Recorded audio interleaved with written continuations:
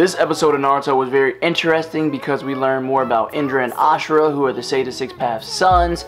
Indra is a very talented prodigy who is known as the genius of Ninshu. He is actually credited with creating jutsu and hand signs. And Ashura, on the other hand, has no aptitude for Ninshu, but he has a big loving heart. These two are very close. They laugh together, they train together, they cry together, they do everything together.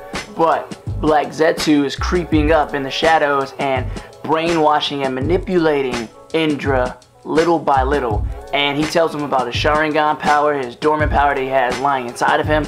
He tells him that, yeah, power is really the key to life, and you could even be stronger than your father once you awaken your true potential.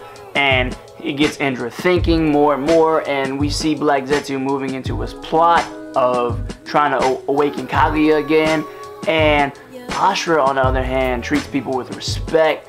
He's very caring and nurturing, just like most Senjus are. Indra awakens his Sharingan. He starts to get more power hungry. He starts treating his disciples like crap. And he knows that, yeah, I need to obtain more power. Power is the key to everything. So he starts distancing himself from his brother and starts training more and more in the mountains alone. Starts communicating with Black Zetsu more often.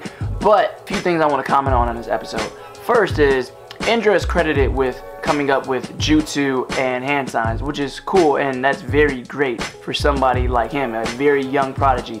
But I remember vividly that there was an episode where someone had mentioned jutsu, and I was thinking, like, if this is the first time we're introduced to the word jutsu, how did somebody else identify what the sage did as a jutsu when we didn't even know what the word was, because Indra wasn't even born at that time? So if anybody can find out where that is in the previous Sage Arc episode, I will send you guys a cool gift. Just let me know.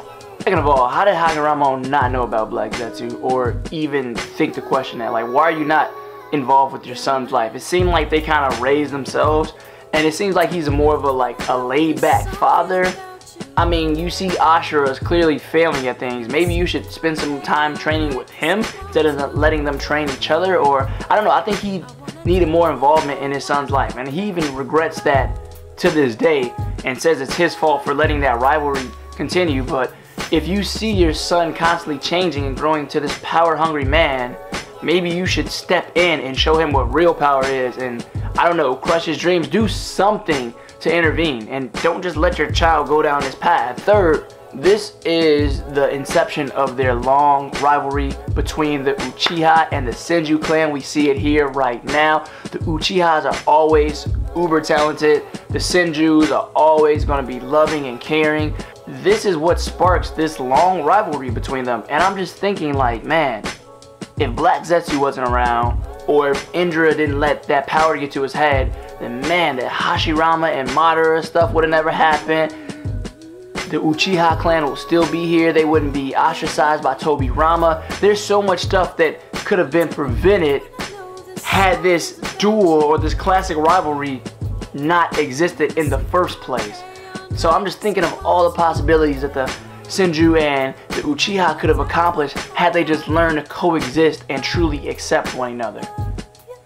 But nonetheless, this episode was really cool, and I'm excited. I cannot wait to see their fight animated. We've heard about it in history, how they had this long heated duel, but we've never actually seen it. So this will be very, very interesting to see, and I pray we get some DLC on Ninja Storm of these two characters. I need an Indra and I need an Ashura playable characters. So thanks for watching, everybody. That's all the time we have here for today. If you like this video, don't forget to like, comment, and subscribe. And Attack on Anime is going to keep you updated every step of the way. So look out for that fight next week.